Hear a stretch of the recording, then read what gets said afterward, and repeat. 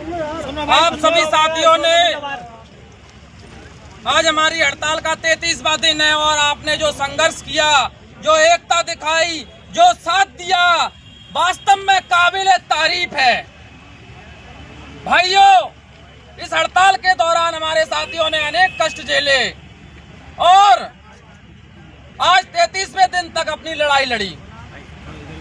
इस बीच हमारी अनेकों मीटिंग हुई और हाउस के अंदर एक कमेटी की घोषणा हुई। उस कमेटी पर हमारी 3 मीटिंग हुई और तीसरी मीटिंग आज हुई। उस मीटिंग में तमाम नेता और हमारे 2 उच्च अधिकारी और दोनों यूनियन के पदाधिकारी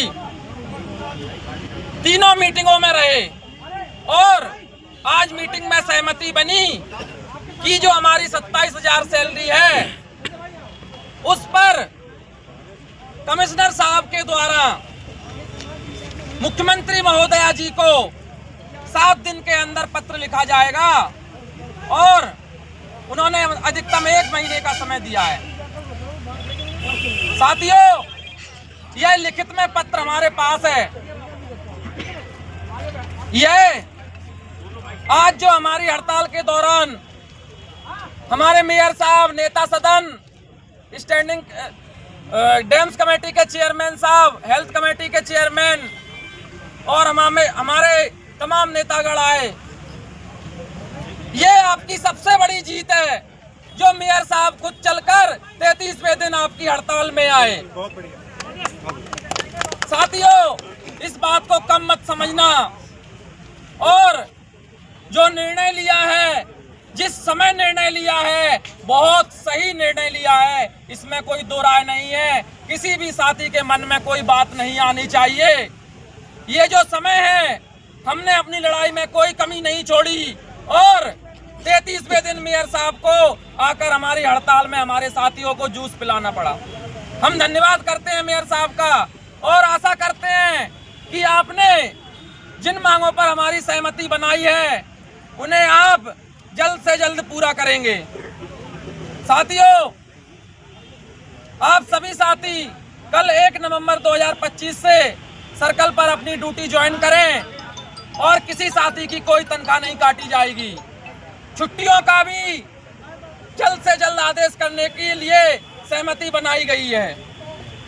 तो साथियों, मैं आपको पुनः धन्यवाद करता हूं, दिल्ली पुलिस का भी धन्यवाद करता हूं, उन्होंने हमें काफी कोऑपरेट किया और आज पूरे 6 घंटे हमारे साथ मीटिंग में रहे। बहुत बहुत धन्यवाद। जिंदाबाद, जिंदाबाद, एमटीएस एकता जिंदाबाद।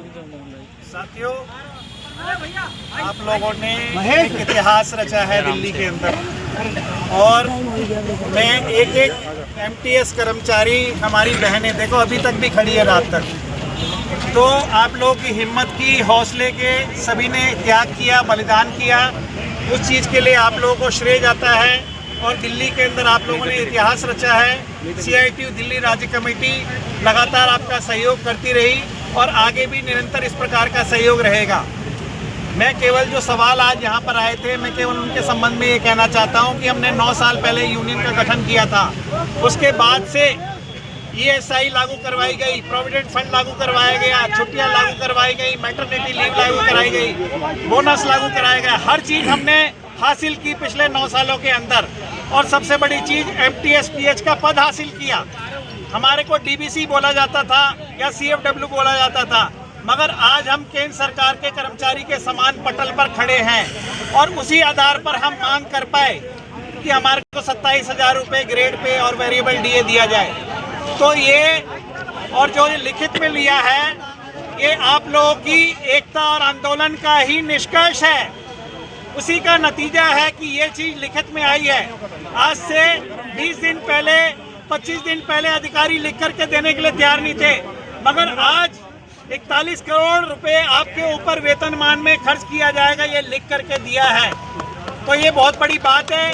और किसी भी भाई का कोई सवाल हो, हम लोग कुछ दिनों में यूनियन से चर्चा करके आपस में BTR भवन में मीटिंग बुलाएंगे। गोविंद भी हमारा भाई है, सारे लोग हमारे भाई हैं।